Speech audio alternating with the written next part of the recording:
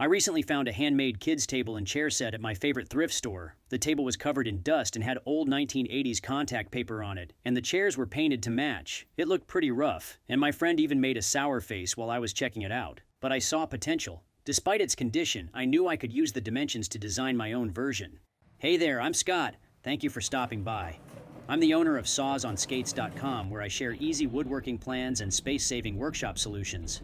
Let's talk about those rear legs. They've got parallel angles. Here's the easiest way I've found to cut them. First, cut an angle on one end of the board.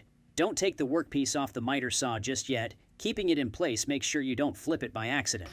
With the board still on the saw, measure your cut, slide it forward, and make the second angled cut. Then repeat for the second leg, and you're good to go. Clamping that angled back leg can be tricky, so to make things easier, I used a scrap piece with the same angle to help keep it in place.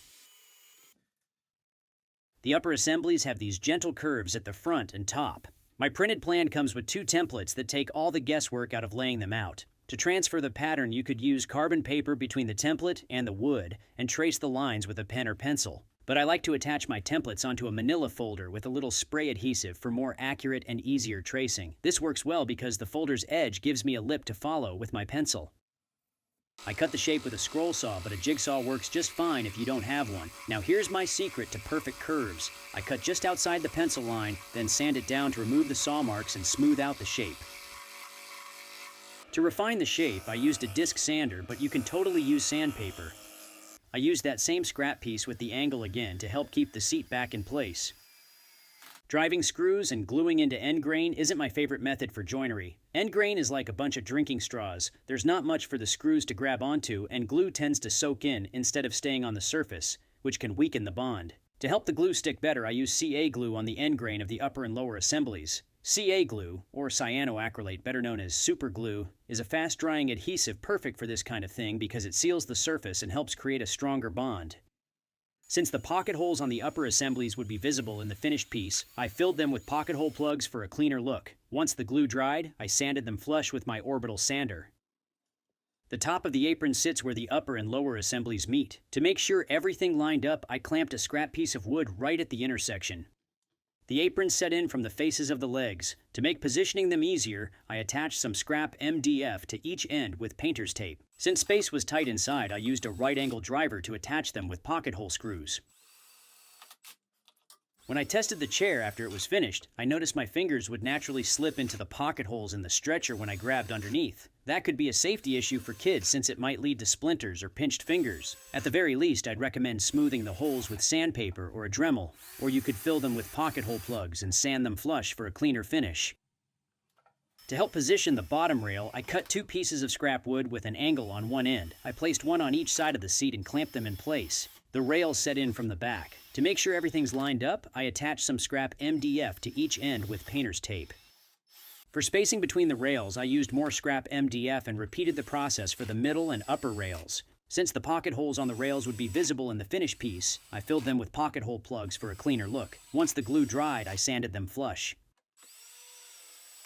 Now let's move on to the table. I made the legs just like I did with the chair legs, cutting parallel angles and using the angled scrap pieces to clamp everything together.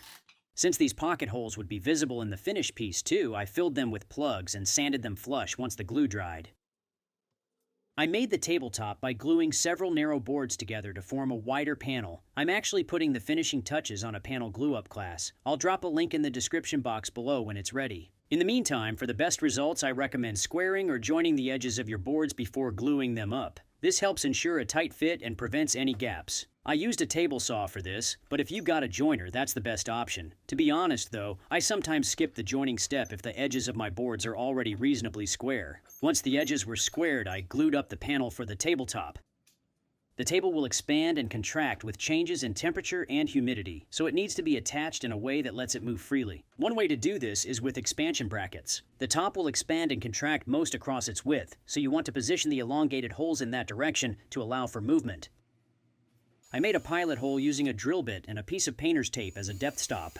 Just a heads up, the leg screws can be pretty tight, but you want the screws for the tabletop snug, not too tight so that it can move with the seasonal changes. After installing the brackets, I started to wonder if the edges might be a scratching hazard for kids. To help prevent any injuries, you can use a chisel to recess the brackets into the wood or skip them altogether, and use figure-8 fasteners instead. With just a few basic tools and supplies, you can build a cute pint-sized table and chair set. Perfect for toddlers to enjoy arts and crafts, puzzles and games, or even a snack. It's a rewarding project they'll enjoy for years to come. To get your copy of the table and chair plan, please visit my site sawsonskates.com using the links in the description box below. And if you enjoyed this video, please give it the thumbs up. It's one of the best ways to support my building plans.